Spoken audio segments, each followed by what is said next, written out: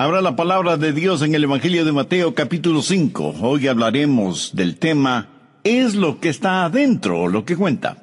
En 1924, el arqueólogo Howard Carter descubrió la tumba del rey Tutankamón. Ese sarcófago ahora está en el Museo Egipcio, y en realidad son dos sarcófagos, uno dentro del otro. El segundo estaba cubierto con oro, y cuando abrieron ese pequeño ataúd, vieron la momia del rey Tut, envuelta en un manto tejido con oro, y tenía una máscara de oro sobre su rostro. Pero cuando quitaron esa máscara de oro y abrieron el manto dorado, lo que encontraron fue una momia seca y desintegrándose. Por fuera, una hermosa máscara dorada y telas tejidas con oro, y por dentro, nada más que el esqueleto calcificado de un hombre. Es lo que está dentro lo que cuenta, lo que tiene valor, ¿no le parece? No es la máscara que nosotros muchas veces nos ponemos y la fachada exterior impresionante. Por lo general, eso lo hacemos para esconder la podredumbre de nuestra vida espiritual. Los fariseos eran maestros en esto. Exteriormente, lucían muy bien. Pero Jesús les dijo, «Ay de vosotros, escribas y fariseos, hipócritas, porque sois semejantes a sepulcros blanqueados, que por fuera, a la verdad, se muestran hermosos, mas por dentro están llenos de huesos de muertos y de toda inmundicia». Bien, veamos Mateo 5, desde el verso 20. «Porque os digo que, si vuestra justicia no fuere mayor que la de los escribas y fariseos, no entraréis en el reino de los cielos». Puede imaginarse cómo sería una iglesia llena de escribas y fariseos. Yo creo que, primero, estarían siempre en el servicio dominical. Segundo, serían muy puntuales. Tercero, todos tendrían sus Biblias. Cuarto, darían sus diezmos. Quinto, nunca maldecirían ni dirían una mala palabra, ni se emborracharían, ni adulterarían. Y sexto, todos irían al infierno.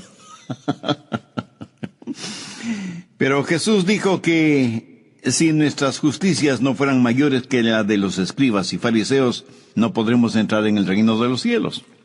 Pero quiero que note que no está hablando de lo que está afuera, sino de lo que está dentro.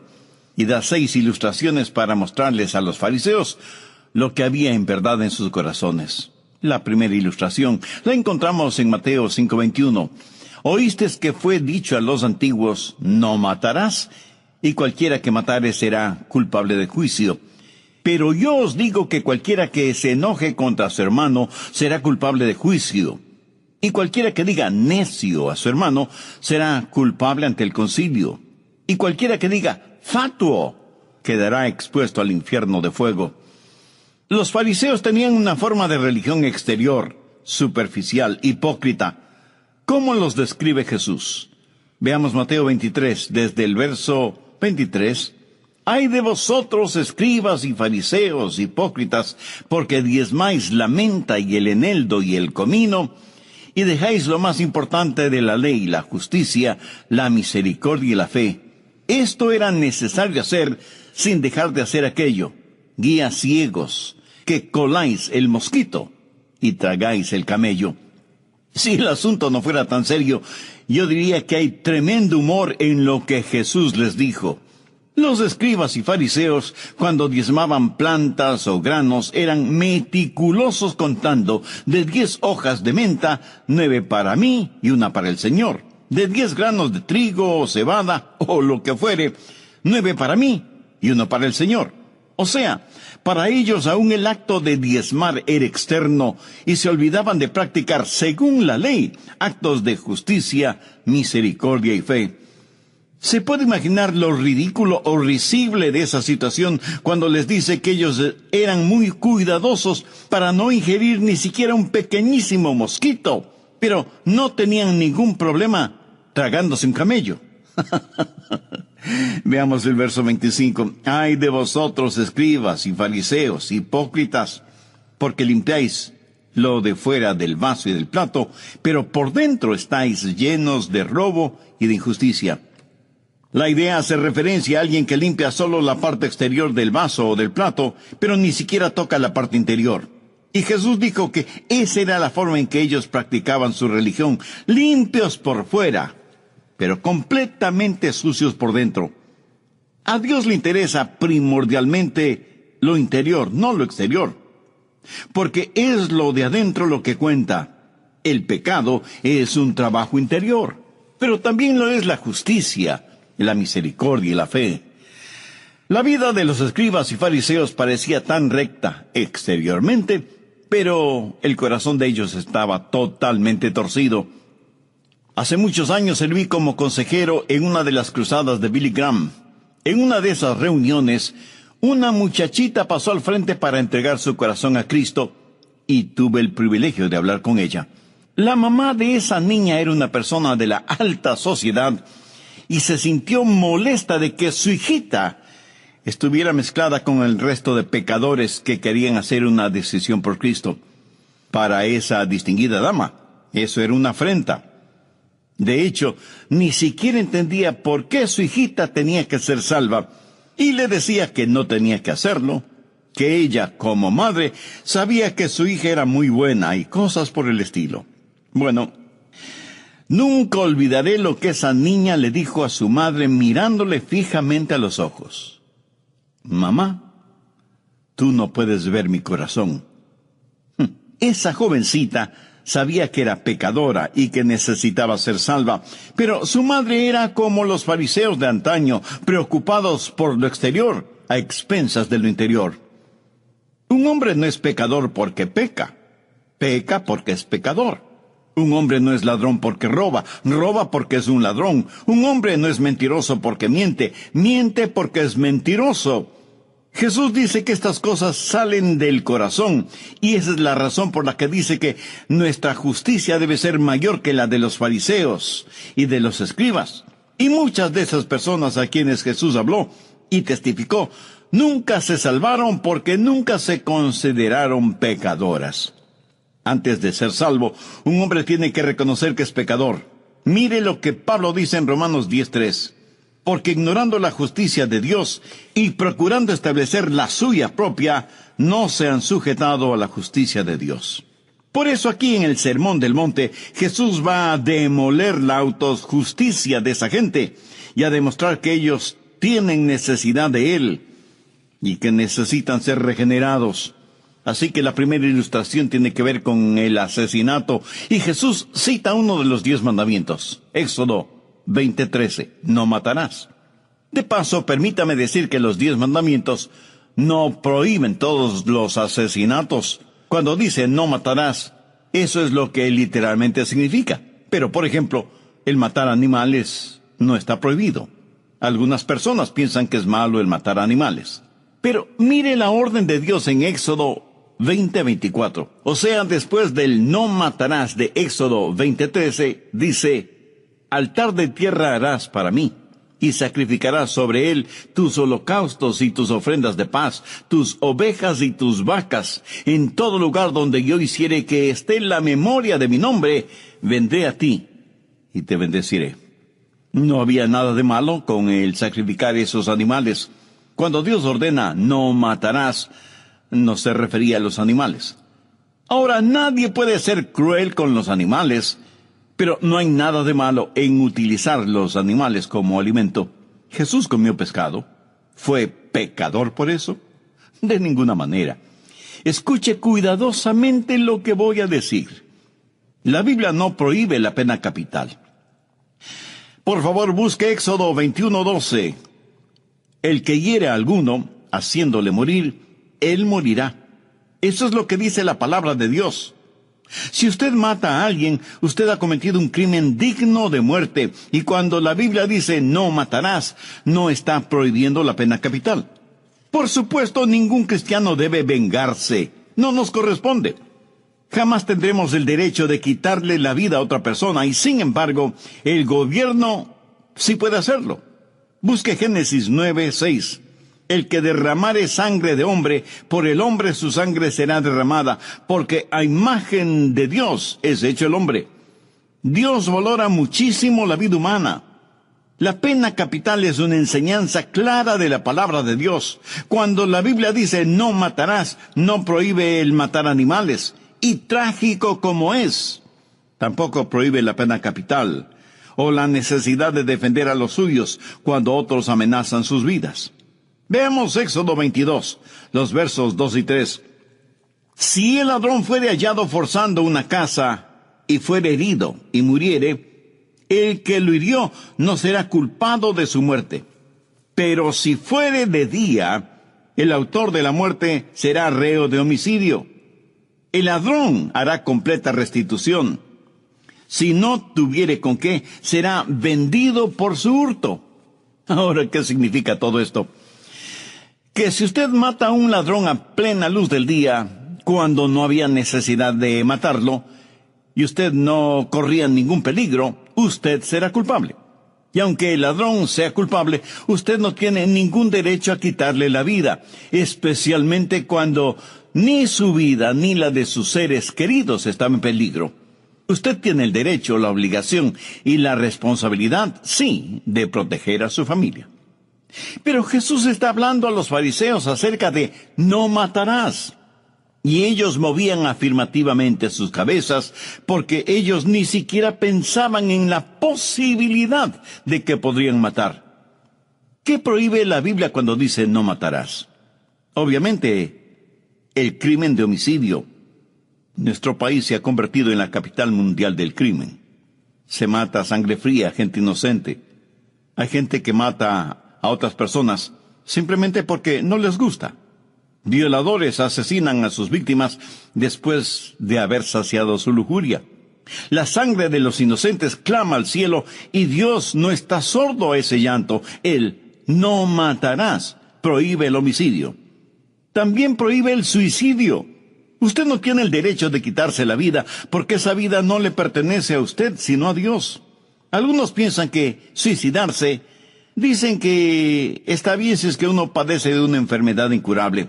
Pero usted no puede ni debe jugar a ser Dios. La enfermedad más incurable, el dolor más constante, el problema más severo, la desilusión más profunda, la peor persecución, no son justificativos para el suicidio. ¿Por qué? Porque el suicida se está tomando una atribución que no le pertenece. Está quitando de las manos de Dios algo que es atributo de Dios. Y pudiera ser que esté hablando a alguien que está pensando en el suicidio. Mi amiga, mi amigo, no lo haga. Mire lo que Pablo dice en 1 Corintios 10:13. No os ha sobrevenido ninguna tentación que no sea humana, pero fiel es Dios, que no os dejará ser tentados más de lo que podéis resistir, sino que dará también juntamente con la tentación la salida, para que podáis soportar. Y surge una pregunta.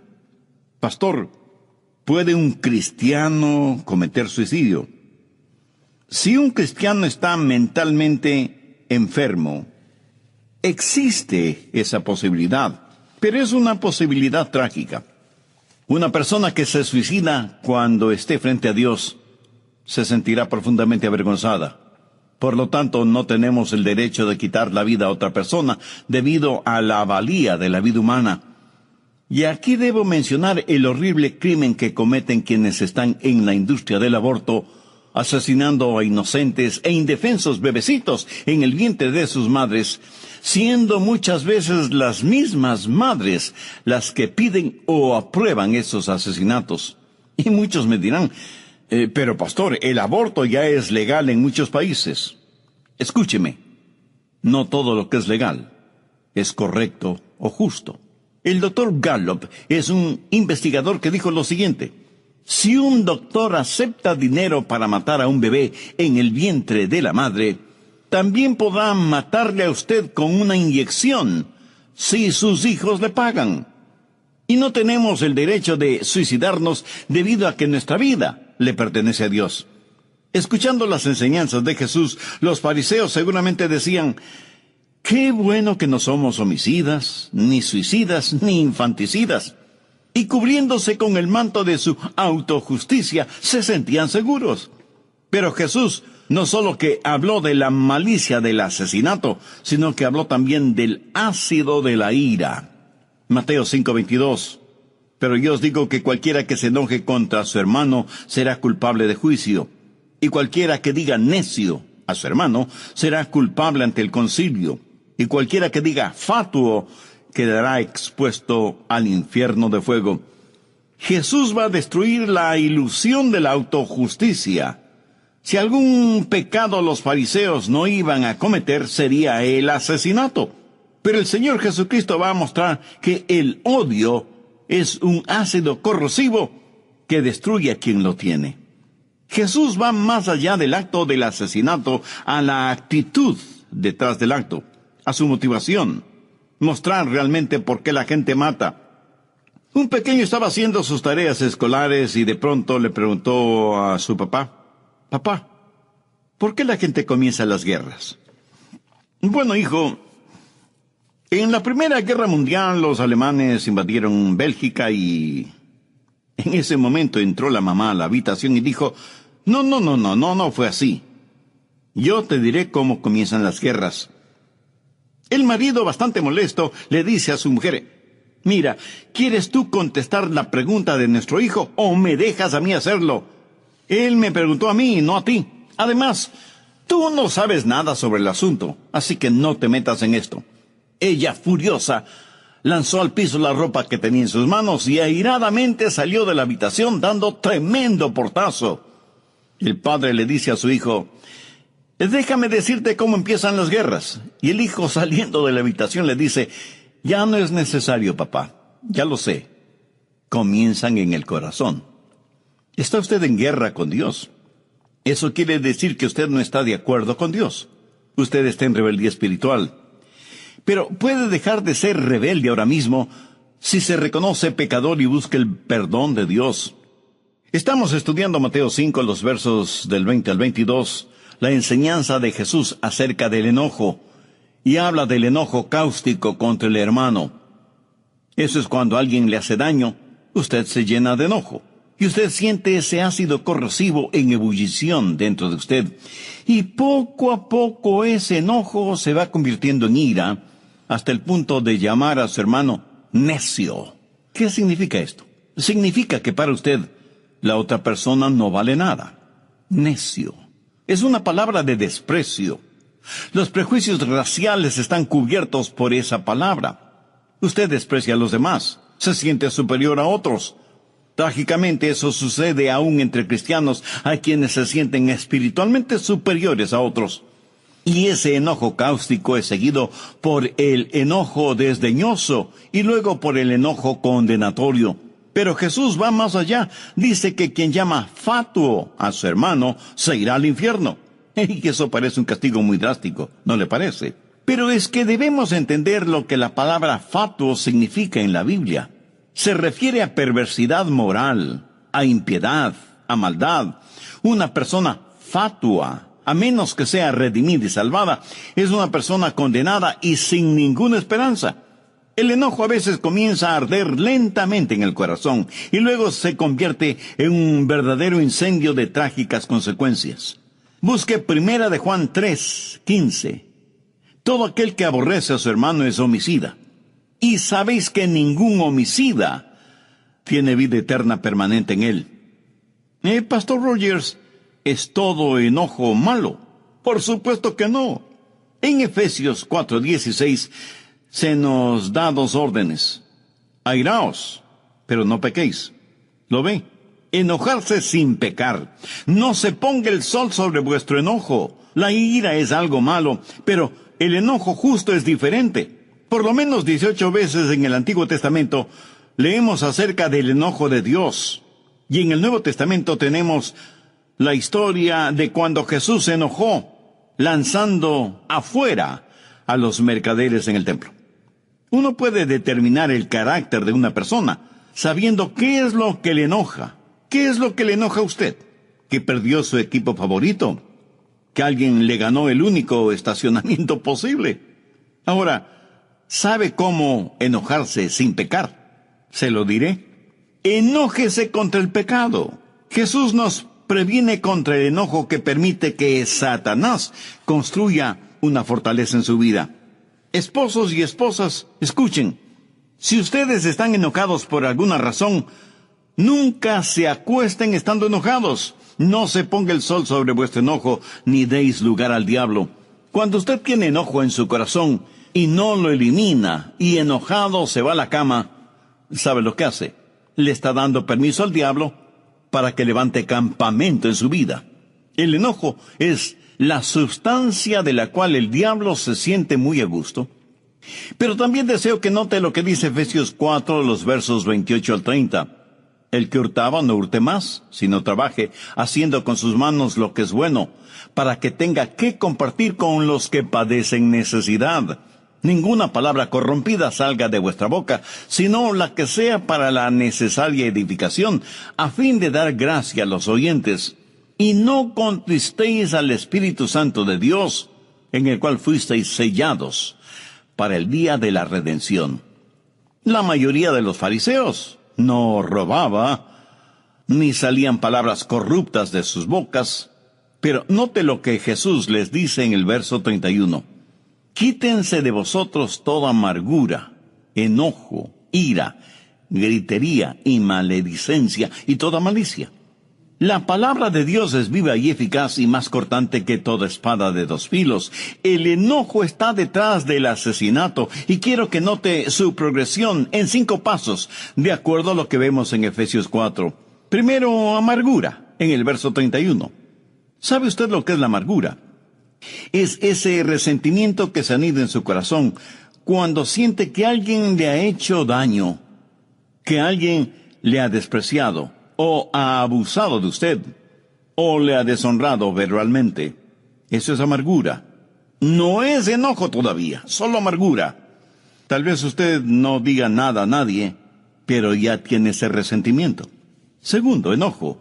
La palabra enojo proviene de una palabra griega que significa quemar lentamente. A veces no ha sentido eso dentro de usted. Es la amargura que se está convirtiendo en enojo. Como decir que está acumulando un material inflamable dentro de usted. Tercero, ira. Alguien abre el cuarto en donde usted tenía todos esos trapos inflamables y el oxígeno produce una combustión espontánea. Y aquello que solo humeaba se transforma en calcinantes llamas. Ira. Gente que súbitamente pierde el control, la compostura. ¿Conoce usted a personas así? Personas de temperamento volátil que cuando llegan al nivel de la ira, rompen cosas, patean puertas y hasta pueden golpear a quien quiera que se les ponga por delante. Y los demás asombrados lo único que preguntan es, ¿qué mosca le habrá picado? Pues es la amargura convertida en enojo que se transforma en ira. Pero eso no es todo. Hay mucho más todavía. Cuarto, gritería. Bueno, creo que todos sabemos lo que es gritería, ¿verdad? Elevamos el tono de nuestra voz. Y cuando alguien nos pide que no gritemos, a gritos respondemos que no estamos gritando. Quinto, maledicencia.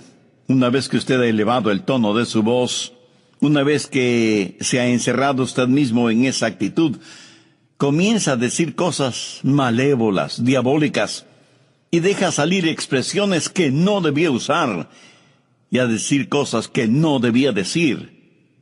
Por ejemplo, decirle a su hijo, tú no sirves para nada, eres vago y holgazán como tus amigos. O a su esposa, decirle, qué maldición fue el haberme casado contigo. Ojalá te murieras. Y cosas así por el estilo. Y el diablo está frotándose las manos de alegría y riéndose y empujándole y susurrando en sus oídos las cosas horrorosas que debe seguir diciendo. En pocas palabras, usted está fuera de control. ¿Sabía que por ahí hay una enseñanza psicológica que dice que es bueno para una persona el ventilar su ira? Dicen, desahóguese, grite, maldiga, patee. Es bueno abrir la válvula de presión y dejar escapar toda la ira que tenemos adentro. Mi amigo, eso no es más que una mentira. Desde el punto de vista bíblico, no hay ningún respaldo para una aseveración de esa naturaleza. Es más, en su libro, La ira, una emoción mal entendida, su autora Carol Travis dice lo siguiente: la razón psicológica para desahogar la ira no resiste ni el más elemental escrutinio experimental. El peso de la evidencia indica precisamente lo contrario. Expresar la ira provoca más ira, solidifica actitudes negativas y establece hábitos de hostilidad. Por eso es que la Biblia dice en Proverbios 15:1, la blanda respuesta quita la ira, mas la palabra áspera hace subir el furor. Mucha gente lleva diariamente esta carga de amargura. Aún gente aparentemente religiosa, piadosa, y que parece no ser capaz ni de matar una mosca. Gente que va a las iglesias, sea de la denominación que sea, y si la amargura pudiera manifestarse en el rostro, todos los seres humanos, con las debidas excepciones, tendríamos rostros verdaderamente espantosos. Cierto, tal vez usted nunca mate a alguien. En ese sentido, es mucho mejor llevar la semilla en el corazón que hacerla realidad. Tampoco diga, bueno, si solo por pensarlo ya soy culpable delante de Dios, entonces lo voy a hacer de todas maneras. Pero ese no es el punto ahora. No estamos hablando de lo que le sucede a ellos, sino de lo que le sucede a usted primordialmente. Escúcheme. Jesús está tratando con los fariseos y está ilustrando la verdad de que no es lo de afuera lo que nos hace pecadores, sino lo que cada uno de nosotros tenemos dentro. Hemos visto la malicia en el asesinato. Sabemos que existe el ácido de la ira. Pero Jesús también enfáticamente dijo, si vuestra justicia no fuere mayor que la de los escribas y fariseos, no entraréis en el reino de los cielos. O sea, usted no puede entrar en el cielo debido a su buen comportamiento. ¿Sabe lo que hay de malo con la autojusticia? Que es como tratar de llenar un vaso que no tiene fondo. El que usted trate de llenarse con usted mismo no aumenta nada a lo que usted es, porque nada más nada siempre dará como resultado nada. Nunca podrá ser justo, nunca podrá ser bien hasta que Dios no le haya dado, regalado, otorgado la justicia que solo proviene de Él. Concerniente a su gente, los judíos, Pablo dice lo siguiente en Romanos 10:3, porque ignorando la justicia de Dios y procurando establecer la suya propia, no se han sujetado a la justicia de Dios. Por favor, entienda bien lo siguiente. La justicia propia es como trapos de inmundicia a los ojos de Dios. Los fariseos necesitaban ver y entender esto porque, con todo lo religioso que eran, no lo entendían. ¿Cuán justo es usted? ¿Qué es ser verdaderamente justo? La genuina justicia, la justicia de Dios, es, en primer lugar, una justicia que nos es otorgada. Nosotros por nosotros mismos no la tenemos. Y porque Jesús murió y pagó la deuda de nuestros pecados, Dios nos ve y nos recibe a través de la justicia de su Hijo. Y Dios dice, Adrián es justo. Pero no es por alguna cosa que yo haya hecho, sino porque Jesús hizo en la cruz del Calvario todo, pagar la deuda de mis pecados y cubrirme con la justicia de Él. Pero no solo es una justicia otorgada, sino que es una justicia implantada, que me da una nueva naturaleza. Y entonces puedo hacer lo que hago por ser el nuevo Adrián que soy. He sido hecho de nuevo, limpio y puro en mi interior, porque Dios ha obrado un milagro judicial si se quiere. Ahora tengo una justicia que no es mía, pero como me ha sido otorgada, es una injusticia imputada. Permítame ilustrar esto. Es como si Dios depositara una enorme cantidad de dinero en mi cuenta bancaria que no tenía ni un solo centavo. Y aunque ahora sé que tengo dinero en el banco, también sé que ese dinero fue depositado por otra persona. O sea que ese dinero me fue otorgado sin que yo haya hecho absolutamente nada para merecerlo. Dios me ve tan justo como su Hijo es justo. Todos mis pecados me han sido perdonados, y esa justicia que Él me ha otorgado hace que el amor de Dios comience a fluir de mí, porque como Pablo dijo, y ya no vivo yo, mas vive Cristo en mí. Y lo que ahora vivo en la carne, lo vivo en la fe del Hijo de Dios, el cual me amó y se entregó a sí mismo por mí. Se cuenta que junto a las puertas del cielo había mucha gente tratando de entrar al cielo. Alguien tocó a la puerta y una voz desde el interior preguntó: ¿quién golpea para entrar en el cielo y cuál es la contraseña? Y el hombre que tocó a la puerta dijo: soy un hombre justo y moral. Y desde adentro la voz dijo: nunca te conocí, apártate de mí, hacedor de iniquidad. Otro hombre tocó la puerta y otra vez la voz preguntó: ¿quién es el que busca entrar en el cielo y cuál es la contraseña? Y el hombre, sonriendo, dijo: soy un hombre religioso. ¿Y cuál es la contraseña? Ritual y religión. Nunca te conocí. Apártate de mí, hacedor de iniquidad. Y otro se acerca y toca la puerta. ¿quién es el que quiere entrar en el cielo y cuál es la contraseña? Oh, yo soy un hombre pacífico y humanitario. ¿Sabes cuál es la contraseña? Por supuesto que sí. Debe ser amor y caridad.